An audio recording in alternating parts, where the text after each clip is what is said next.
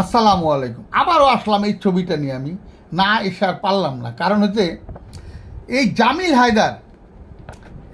হায়দার বলল কি যে এই এই স্ট্যাটাসটা আমি দিছি, কিন্তু 1:23 দিছি।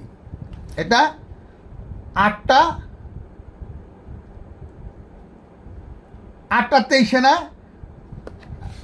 1:23। কিন্তু এই যে গ্রামীণ ফোন, এখানে কয়জন শেয়ার করলো, কয়জন কমেন্টস করলো, কখন কোন টাইমে করলো, সেটা কিন্তু যদি তদন্ত করত অসৎ তদন্ত কর্মকর্তারা, তা কিন্তু বেড়েইত যে এই শেয়ার করলো কয়টার সময়, রাত্র 1:30টায় না, 2টায় না, 2:30টায় না, 9টায় না, 8টায় না, 8:30টায় না, 8:15টায়, এটা কিন্তু বেরিয়ে আসতো। এই জন্য অসৎ তদন্ত কর্মকর্তারা তদন্ত করে নেই।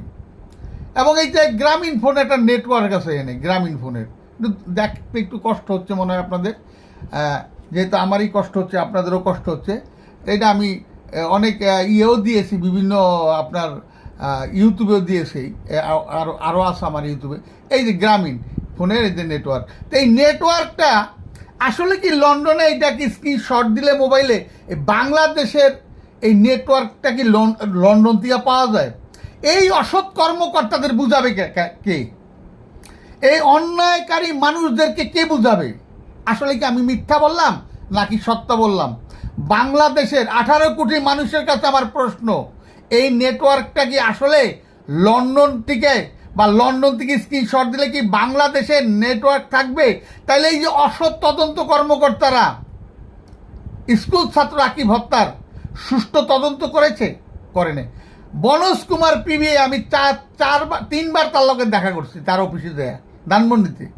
তার আমি বুঝাইতেই না, কেন বুঝাইতেই না? একটা কারণে, যে আসামিদের বাঁচাই তুইব, সে প্রতিজ্ঞাবদ্ধ আসামিদের কাছে যে আমি বাঁচাই দেব।